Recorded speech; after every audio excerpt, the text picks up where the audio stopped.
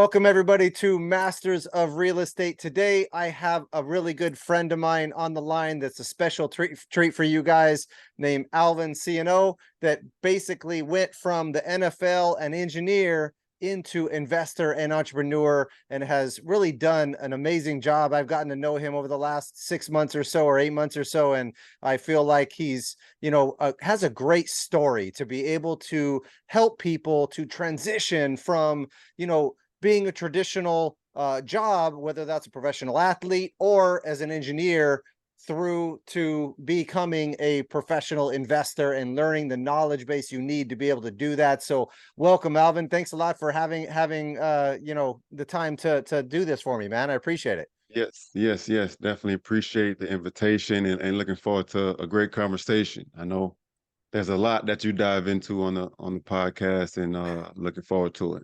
Yeah, I love packing with data and stuff like that, but there's also some emotional aspect to this, right? That aspect to the believe in yourself, to be able to push through adversity and, get started in real estate. I did it when I was working at my CPA firm. You did it when you were, as you were, working in the NFL, as well as, the engineering side of things, and got that transition. And it takes that kind of emotional stubbornness to say, no, I'm going to keep pushing, and this is not good enough for me. And I think that is lacking in people's understanding, right? They think, oh, I'm just going to jump ship and look how easy they make it. But man, guaranteed, you, just like myself, went through major trials and tribulations, learning lessons the hard way as you jump through that. And then the difference, I think, is when people quit or don't quit. That's like, what do you do when you take those hard times and, go through that adversity? So could you kind of go over a little bit about, what you specialize in now, and, how you got started on your real estate journey in the first place? So let's start off with, what you're focused on now and your kind of experience investing so far. Yes. So right now I'm focusing on multifamily commercial units, working with different partners, passive and active, to acquire value add multifamily property across the country, and looking to either fix up and flip in a short term, one a year or so, or doing the more of a syndication model, the value add, and then hold stabilized rents on a 3, 5, or 7 year hold. I do some local investing. I'm based out here in Los Angeles, so that's more of a 6, 7, 10 unit range, where I'll just fix those up, either do some permits and maybe even do some development on that, depending on the size of the lot, and can build. Looking at one particular property right now that we can do 50 units on. Okay. But then with the syndication side, of course, partnership on larger deals, 50, 100, 200 plus, to raise with equity partners. As you see the name, Financial Athlete Capital, working with a lot of the athletes to just get their knowledge base and the opportunity to invest. So, that's kind of what I'm focused right now on, helping current and former athletes create professional athlete income post-career via passive real estate investing. That's, super key. And I really like the fact that you're, utilizing both an active strategy and a passive strategy in your investing, because a lot of people think, hey, I got to go fix and flip houses, or I'm not going to make enough money, or I'm going to go and, do one strategy, or I'm going to buy 1, 2, or 2 rentals or something. And it doesn't get enough cash flow going for you to really get major traction until a little bit later on, right? It's a slow start versus, flipping. People would think, oh, let me get the money coming in ASAP, but that's another job, right? So being able to go over here too on the passive side and saying, hey, you don't got to go take 100-unit deal down yourself. You can just invest in a piece of that and let some operators that are doing the higher level stuff handle that for you, so that you don't have to be the guy doing all of it. Because coming from corporate environment or the NFL environment, where you're focused on what you're doing, right? You don't have time to go out and, Exactly. analyze all these individual deals and be active, right? And like go flip houses yourself. Like, you want to have someone else that's doing that for you. And that's why I think syndications are a lot of the ways to go, or investing with others that have a track record on their own fix and flip or smaller deals, and let, the people that have that time be the operator involved, right? So and Absolutely.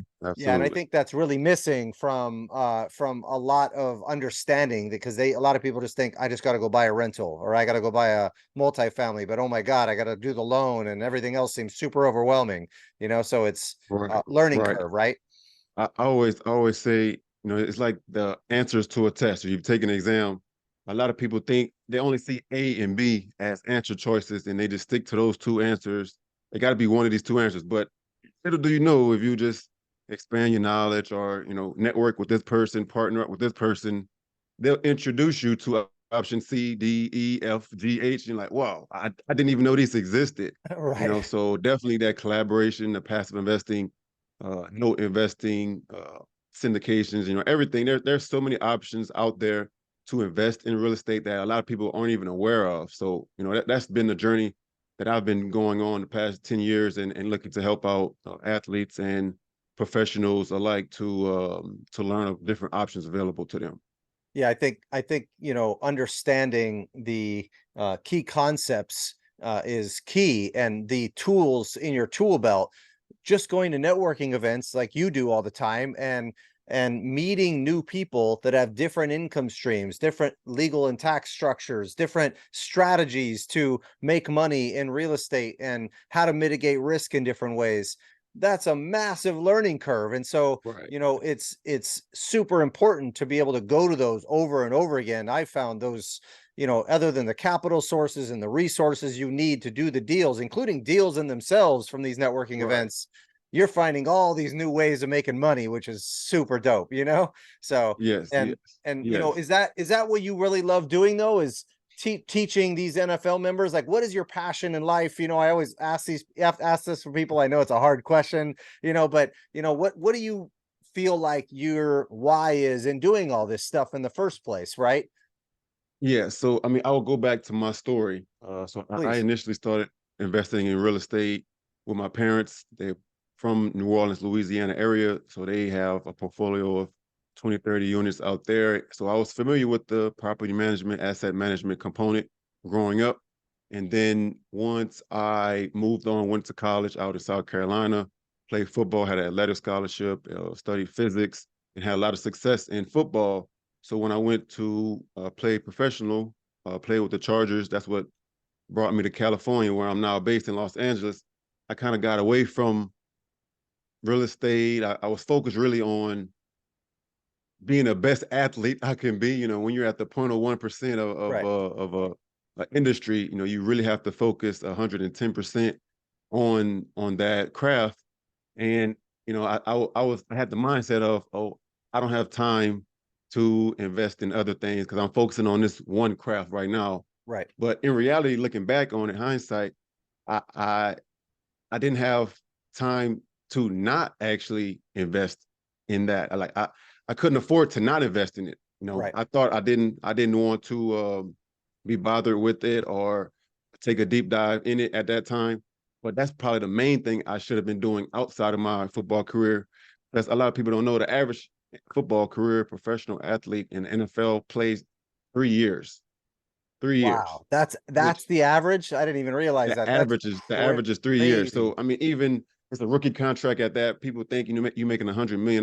That's your Yeah. second, third, fourth contract. But your rookie contract, let's say you make over 3 years, you make 3 million. You 3 million. Don't get me wrong, that's a lot of money. But you're not retiring off of $3 million. So you definitely want to allocate that and put that into places that will, quadruple in returns, create passive cash flow, all the various ways you can make money in real estate. So that's really my why. My passion is, this is of all of my football career. It lasted 3 years total, a couple years with the Chargers and the 1 year in Canada. And the one thing out of everything that I wish I did differently was invest in real estate. I imagine 2014, 15 Right. for going on 8 years, 9 years now, owning some California real estate. I would have been sitting well in life. Right, right. And I think, that's a mindset shift, right? Like realizing what the truth is about the averages across the board, right? And understanding that, hey, you got a limited window to make a lot of money and go put it into something that's going to help you literally be financially free.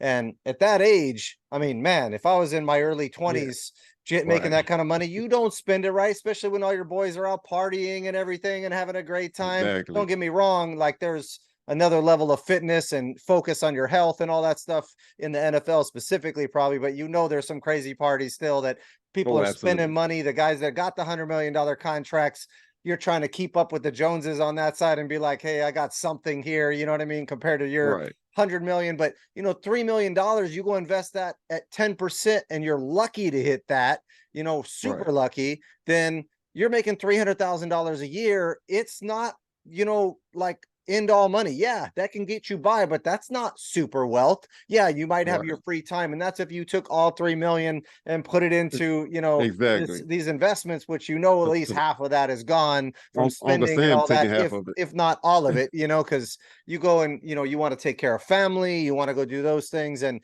I can see how there might be some predators out there too looking to prey Mhm. on young guys, then that athletes like this that have wealth for the first time and they've never been taught the financial education side and the investing side. Is that really prevalent that you see out there when you're in the NFL environment?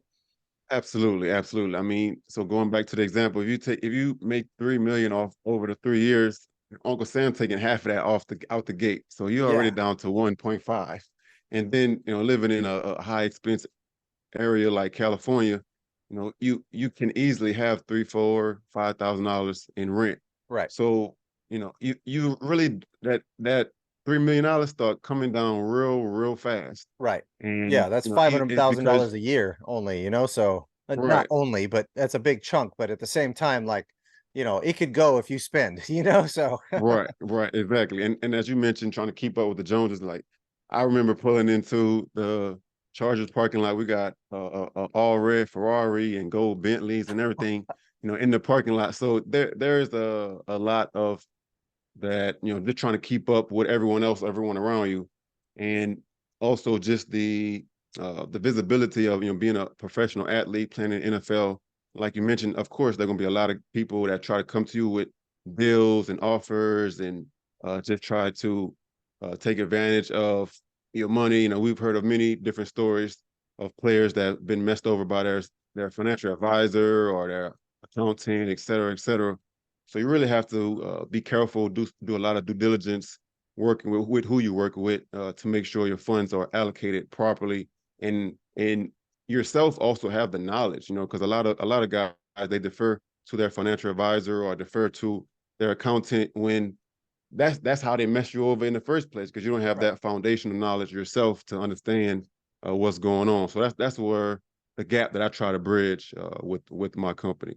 Yeah, and it's not just the NFL. It's honestly 90% plus of the population doesn't have Right. that financial knowledge to not get screwed over. I mean, Fidelity and Schwab and all the big companies and the traders out there, they make money whether you make money or not.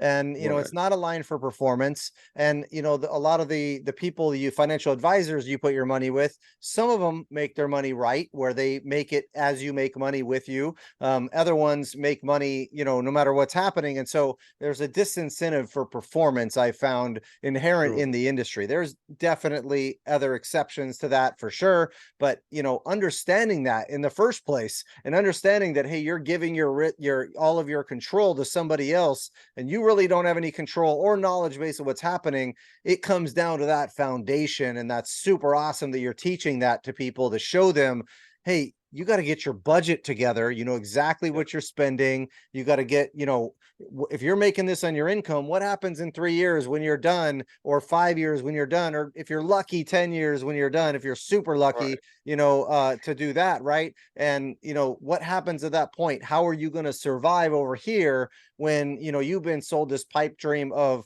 hey, I'm going to be a multimillionaire because you see Bentleys in the parking lot like crazy, and you're Right. like, this is where I'm going, right? And then obviously you got to immediately plan for the backup of this. Like how is it teaching a lot of these people that need this help? You get pushback? Do you get people that just close their mind to it and don't want to listen, or how is that going for you? I'm curious. Yeah, yeah.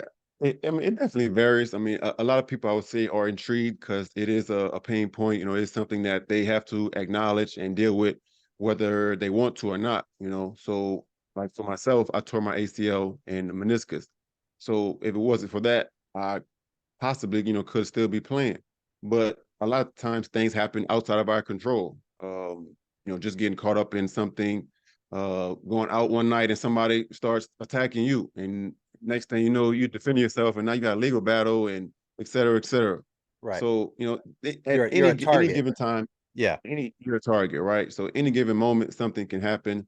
So a lot of guys, they're definitely open and receptive to hearing. But I would say like a lot of industries is really building that base education level to really to have them get over the the fear aspect or get over the not knowing aspect because Right. a confused mind won't move forward with anything. So Right. that's really the main thing I want to focus on. Just hey, this is what I've done.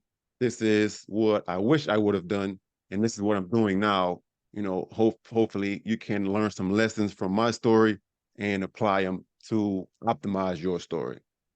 Absolutely. And what do you think is that big gap between these? Do you think it's the, understanding how to do the due diligence on these deals in the first place? I mean, who they can trust, possibly. What are the biggest? I mean, are both of those things the primary things that they struggle with, or you see anything else out there? With athletes, I would say it's they definitely have resources. I would say probably the main thing is knowing who and who not to trust is because just imagine if every single day, you got 10 people coming at you with an opportunity or offer or something they're trying to Right. sell you or even have you market, etc. Right. I know a lot of guys that they're just non-receptive no matter what. It doesn't matter what you say, Right. doesn't matter how you come. They just say, "Well, I'm not doing anything. I'm tired of getting taken advantage of, Right. etc." And that's fine. It Those comes with those pain. people Right. they need time to get over their situation. But the people that are receptive, that just need some base knowledge, the people that are curious, just present that opportunity and knowledge, education for them, and eventually they end up moving forward. Several guys came to me actually wanting to invest their money, just a matter of allocating the right deal and structure for them Right. to move forward with it. So I would say Showing that them why the the risks are person mitigated, who the operator is in detail, exactly why you think it's a good deal or a bad deal in those situations, right? Yeah, that's right. that's awesome, man. And And and having skin in the game, right? That's always yeah, you putting your own money in definitely, pushes that forward for sure and saying, hey, there's the trust. I got my money in too, by the way. So right, yeah, I for sure understand that aspect of things. That's really common in a syndication, for example, for the operator to put in 5-10% of every deal consistently to make sure that they have that skin in the game each time for too, right? sure, So for and sure. you also obviously got an engineering degree and things like that in the engineering circles. Do you see things differently? Are there people less receptive, less educated, more educated on the financial side? Because I found that, no matter what, if you are a doctor or an attorney or any other profession, you might be great at those professions and really smart at those professions, but it Right, doesn't not translate into the financial and investment side. I've seen some of the dumbest CPAs on the planet, and I'm a CPA, right? So, but what is your right. take on the engineering profession and working in that industry versus the NFL and the differences there? Yeah, so the engineering profession after my football career with the Chargers and the CFL, I got my master's in mechanical engineering from San Diego State and started working in aerospace. Was working there for the past 8 years until I became a full-time real estate investor. And when talking with engineers, of course, they want to get to the numbers, they want to get to the analysis, that is really a driving factor. Right. And once that hurdle is kind of overcame, then it's really a matter of the actual personal relationship. Okay, I trust in you, then here you go. Make me whatever, 8% or 10%, whatever return. So it's not as much, I would say, as a barrier. compared to the athletes, especially because they love the numbers component. And if the numbers work out, then they're 90% there. There's a reason why it looks good to them because of the numbers, Right. right? And I can always tell when there's an engineer on the phone. I love it because they speak my language at the numbers, you know. So don't get me wrong, Right. they may not understand risk mitigation, but they get the numbers aspect of this, right? So For sure. awesome. For sure. And you know, I found this exact same thing in most professions like this, and I think it's one of the biggest things investors should be focused on is learning the right, knowledge bases to protect themselves on these deals and how to do the homework on these deals to know if a deal is crap or not, if it's a good deal or not, or if it's just fluff, right? Know how to do your homework on the operators in the first place because the operators are what's going to make or break your deal. So at the end of the day, if you're working Absolutely. with a criminal, no matter how good the deal is, or someone that has no experience, no matter how good the deal is, it has a higher Mhm. likelihood chance of failing in the first place, right? So it's just understanding those key concepts to have a base knowledge, but it all starts with that budget and that personal financial situation as well on the back end there. So Yeah, I mean, I always say you can have a great opportunity, but if you partner up with a bad sponsor or someone that's not really good or know what they're doing, that great deal will go downhill real quick, right. versus partner up having a great partner, a great sponsor that's knowledgeable, that's cautious, doing the right due diligence, then they can turn a below average deal to a pretty good one. So yeah, that's the most important aspect for me is making sure I partner up with people that I know, like, and trust, the cliche aspect of it, but also that I have some type of understanding and connection with, like, okay, I actually know that they have my best interest at heart. Right. And in the eyes of the investors, the NFL players and engineers that you talk with and are in your inner circles, what are the biggest risks and talking points that they're concerned about right now? Is it inflation? Is it, a down market? What is the things that they're most concerned about that you're seeing? I would say one thing that's highly regarded across the board is track record. Of course, that's probably one of the biggest risk mitigation components that both look Good. at. Right. Of course, if it's your first, second, or third time doing something, or you only investing with your parents' money, then I'm not so really not sure I want to join in. Yeah. Uh, so that's foundational. I would say, in addition to that, though, on the athlete side, it's definitely the tax aspect for active athletes, people that haven't retired yet. When you bring it in 6, 7, 8, 9 plus figures, you definitely want to not give 6, 7, 8, 9 figures to the government too. Yeah. Yeah. So I can remember those days not having the knowledge and paid 6 plus figures just in taxes. So that's one component for the active players. For the retired players, is more generating cash flow, getting some passive income to live off of to continue their lifestyle. And then I would say on the engineering side, it's I would say similar creating passive income because a lot of engineers they love what they're doing. Yeah. They're creative, analytical, using numbers in their happy place, but even engineers they don't want to just do engineering forever.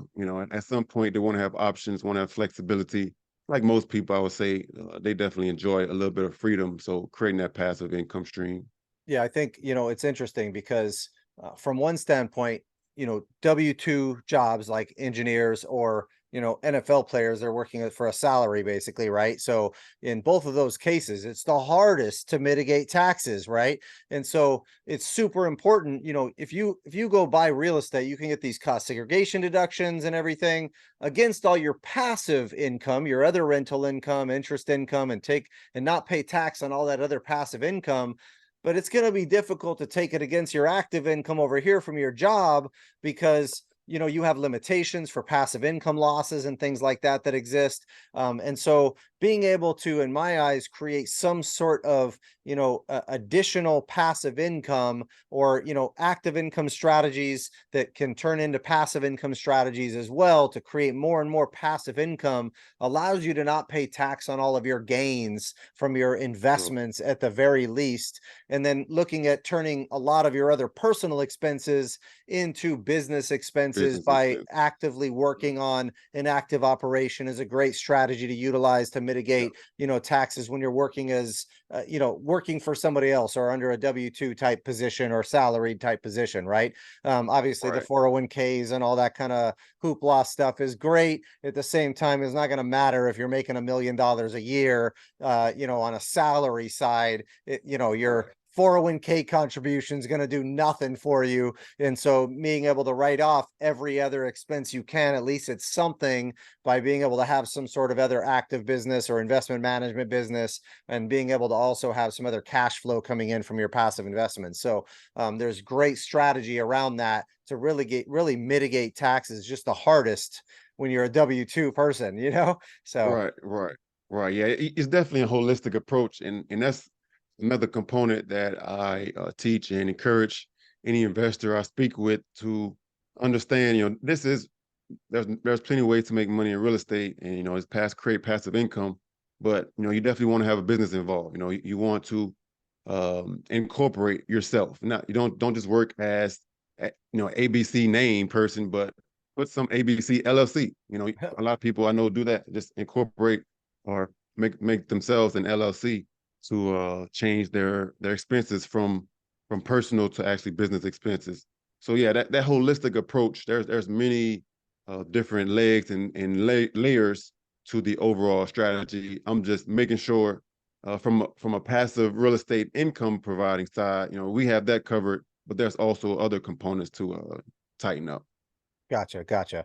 And if someone's just starting out, right? They're a new NFL member, they are a new engineer or new prospect out there, or maybe they have some capital but don't know what to do with it, or they're brand new and you're worried about them getting, preyed on.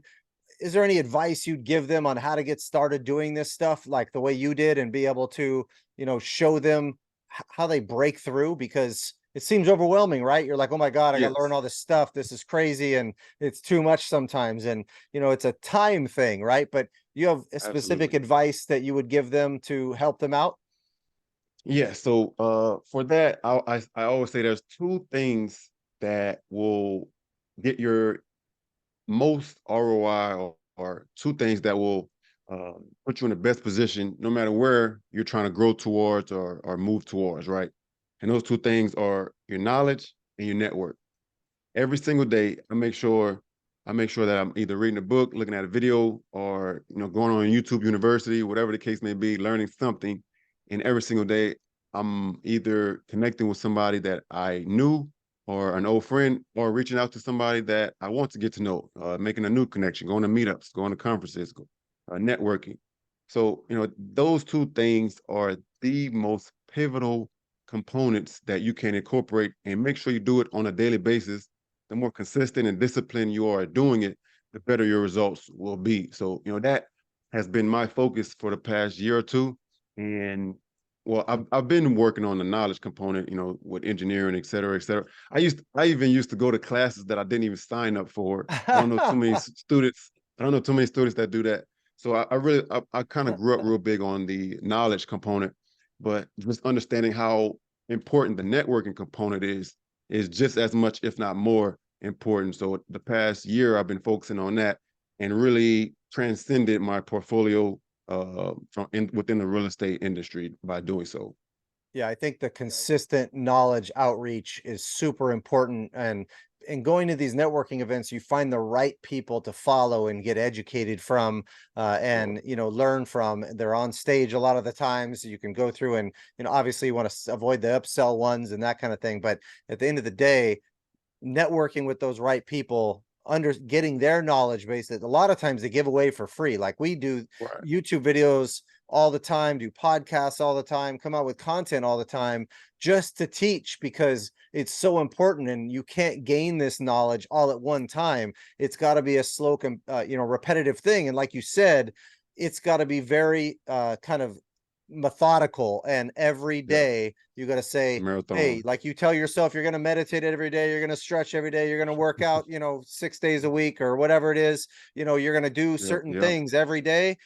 Learning something new and networking with someone else has got to be on that list. If you think about it, if every day you had one meeting with somebody, you're talking about 360 new people 65. every year that you Right. could potentially have resources with. And if 10% of them had, Mm-hmm. some major, mind shifting thing that you could now focus on and make money with and see opportunity in different ways, that's what you got to focus on, and realize how much value you're getting out of this every single year by doing this. I went to 4 networking events a week every single week for 2 years in the Yeah, very beginning, just getting yeah. those resources, developing those long-term relationships, and finding the capital sources and the property sources and the income streams that are out there that you get from just meeting people. Even though I'm a CPA, I still don't like talking to people. I got to get out there and do it. I've been doing it for too long now, so. Yes, But yes. I mean, it's definitely a marathon, not a sprint, for sure. The right, discipline over motivation any day.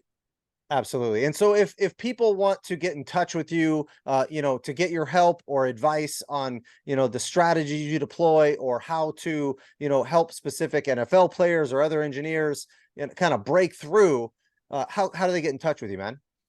Yes, yes. So I'm on all social media, Alvin Ciano Jr., or you can Alvin A, the number one, Ciano. So that's A, the number one, and Ciano, my last name, SCIONEAUX, on all social media platforms, or just go to financialathletecapital.com as well. You can reach out to me on there. Awesome. And if anybody needs my information, you can go to MathewOwens.com with 1 T in Matthew. My parents couldn't spell, so of course, I got it spelled with 1 T. But thank you guys very much. I appreciate it. I hope you guys learned Yeah. a lot. Thank you so much, Alvin. Appreciate you being on Thank the you. on the show today, man. Hey, a pleasure, man. Pleasure, Matt. Appreciate it. All right, talk to you soon. Do you want to learn how to create financial freedom in your life through real estate and take your investing business to the next level? If so, you can follow us in one of the following ways. First, you can take one of our free webinars on how to analyze property, how to raise capital for real estate, and how to market and find deals. 3 of the key pillars to becoming a successful real estate investor. Number 2, you can join us on our mailing list where you'll get tips and tricks on real estate investing directly to your inbox. And number 3, you can take our 6-month real estate course that teaches you every aspect of real estate investing you can think of, and more importantly, create financial freedom in your life through real estate investing strategies that I teach. If you want a master's in real estate in 6 months, this course is for you. We're going to go over how to raise money, promissory notes, syndications, fixing and flipping, buy and hold investing, tax and legal structures, self-directed retirement accounts, financial education, how to run a business, how to market and find your deals, and most importantly, how to create that financial freedom in your life so that you can stop trading your time for money and create passive real estate cash flow that you can live off of. If you're interested, go ahead and click on one of the links below, and I look forward to seeing you guys on the other side.